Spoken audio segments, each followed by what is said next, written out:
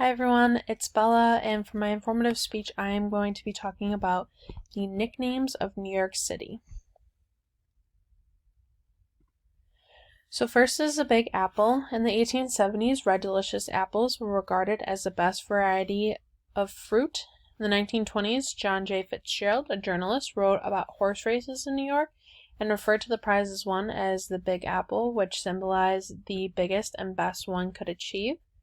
In the 1930s, Harlem jazz musicians promoted the nickname by writing it in their songs, and their mantra was, "There are many apples on a tree, but only one big apple."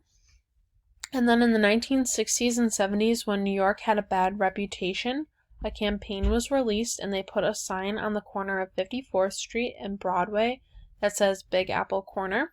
And during this campaign, volunteers had actually handed out real apples to tourists. Rotten apple was first used during the Gilded Age, and it was because New York City is depicted as a dysfunctional, crime-plagued, vermin-infested, smog-choked, polluted, grimy, sleazy, seedy, corrupt, racially divided, poverty-ridden, morally and financially bankrupt, wretched hive filled with apathetic citizens, hostile jerkasses, violent psychotics with badges, drug addicts, deviants, and crumbling infrastructure and not enough parking spots. And the Rolling Stones had actually written a song called Shattered, and in the lyrics of the song they say, "Go ahead, bite the apple, don't mind the maggots." The city that never sleeps. It originated from the Avalon Bowery, which is this building on the left here. It was created by the residents that were calling it a night behind those curtainless windows. The Bowery had actually prompted author Jacob Riis to declare in his book that the Bowery never sleeps. But it wasn't until 1912 that the nickname was given to the whole city, and it was solidified when Frank Sinatra wrote about it in his song New York, New York. So before we get into any more nicknames, I want to make note to a very influential figure to some of the nicknames of New York City, Washington Irving. So Irving was originally intended to be a lawyer, but his main duty was to create a series of 20 periodical essays entitled Salmagundi, and these writings were to be about the contemporary society of New York City. Irving was a very prominent writer who helped increase the popularity of the Big Apple, and he also aided in creating two very popular nicknames for New York City. So first is Gotham, and when most people think about Gotham, they think about Batman. However, Batman was first influenced by New York City's infrastructure and actually takes its name from Gotham Jewelers. The nickname first debuted in an 1807 periodical by Washington Irving, and Gotham represented Old English, in which it literally meant goat home. And the nickname was made to poke fun and make fools of the residents of New York City. Knickerbocker was a name given to the residents of New York City as well as the name for the New York Knicks. Irving wrote a satire about the burlesque lifestyle of early Dutch settlers, and knickers referred to the baggy breeches that the Dutch would wear.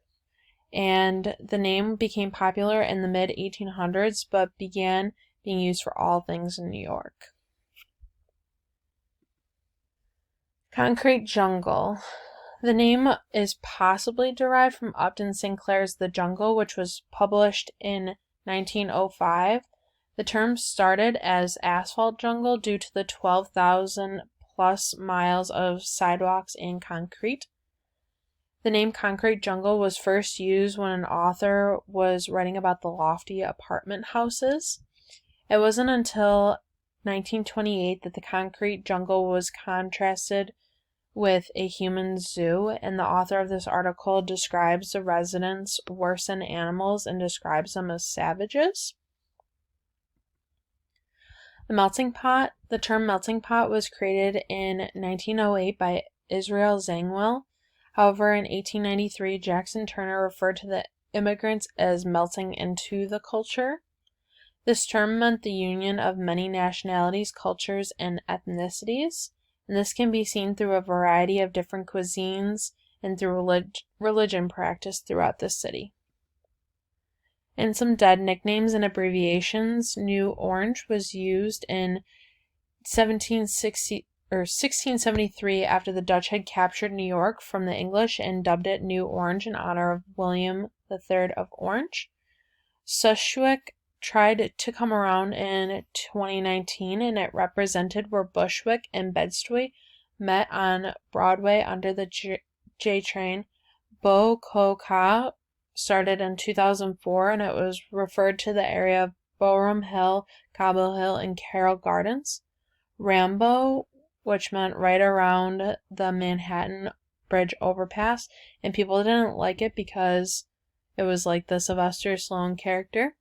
And more recent dead nicknames and abbreviations, Proco, Sobro, Spaha, Mipa, Soha, Parkwanas, and Dobro. And this is my works cited, and thank you, everyone.